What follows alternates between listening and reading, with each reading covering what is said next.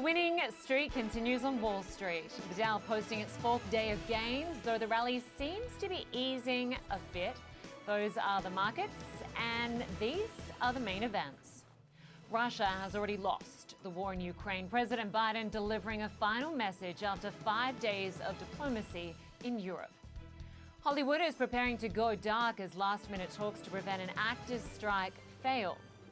And the US Federal Trade Commission opens an investigation into the company behind ChatGPT.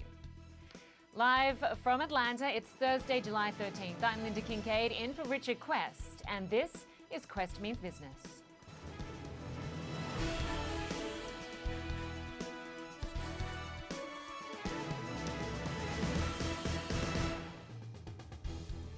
Good evening. Tonight, US President Joe Biden has wrapped up a critical 5-day trip to Europe, declaring Russia's Vladimir Putin has already lost his war in Ukraine and that NATO has never been stronger. Meeting Nordic leaders in Helsinki, Mr. Biden pledged rock-solid support for NATO's newest member, Finland, and he addressed why Ukraine has not yet been invited to join the alliance. Can join NATO while a war is going on, where a NATO nation is being attacked, because that guarantees that we're in a war, and we're in a third world war.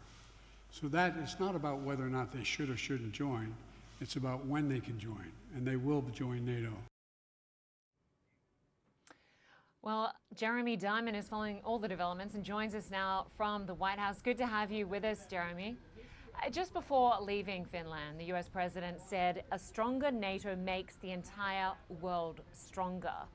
Those words just before he left, after obviously welcoming Finland into the alliance and getting the green light for Sweden to join. Finland's entry effectively doubles the NATO's border along Russia. So does the US consider this trip a success? Yeah, Linda, they certainly do, and there's good reason for it as well. I mean, just consider what the picture looked like as President Biden was heading over to Europe for this multi-day trip that spanned 3 countries.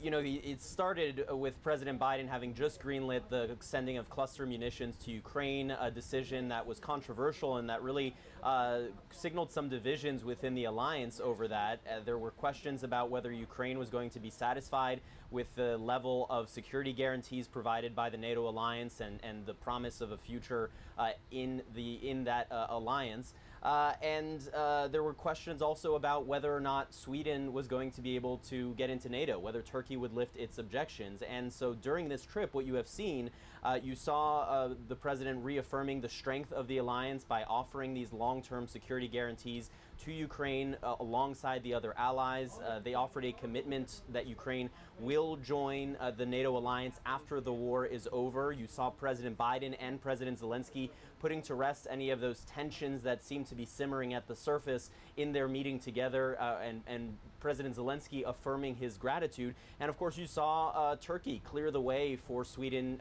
to be able to join this alliance. So by all of those measures, it does appear that the president was able to emerge here with really what has been his focus, which is showing that the NATO alliance is united, and also demonstrating that the U.S. and that NATO alliance is committed to Ukraine's long-term struggle in this war against Russia. And it seems like he was able to accomplish those various points along this trip.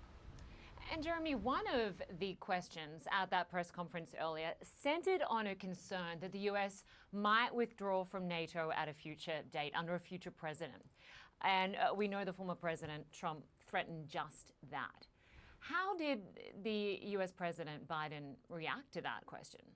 Yeah, you know, Linda, what's especially interesting about that is that 5 years earlier, it was in that very same room where former President Trump sided with Russia when he was asked about U.S. intelligence and Russian election interference. And 5 years later, you have President Biden there welcoming the latest addition to the NATO alliance and promising to defend every inch of NATO territory, including now the territory of Finland. And the president made clear that the U.S. will remain in the NATO alliance. He said that's a guarantee.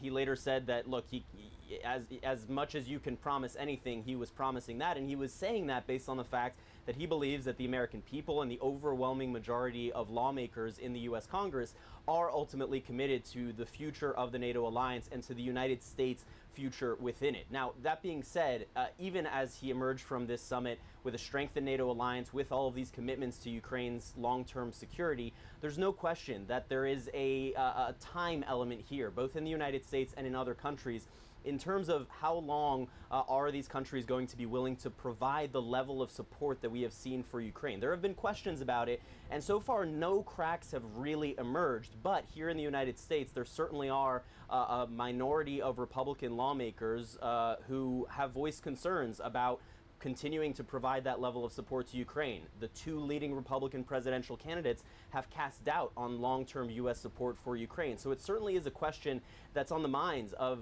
many of the U.S.'s allies, and I think it's one of the reasons why that question was asked during this news conference in Finland. But the president, to the best of his abilities, was saying that the U.S. is committed to NATO, and NATO, in turn, is committed to Ukraine. Exactly, and it all plays into the question of just how long will this war last. Jeremy Diamond, outside the White House, thanks very much.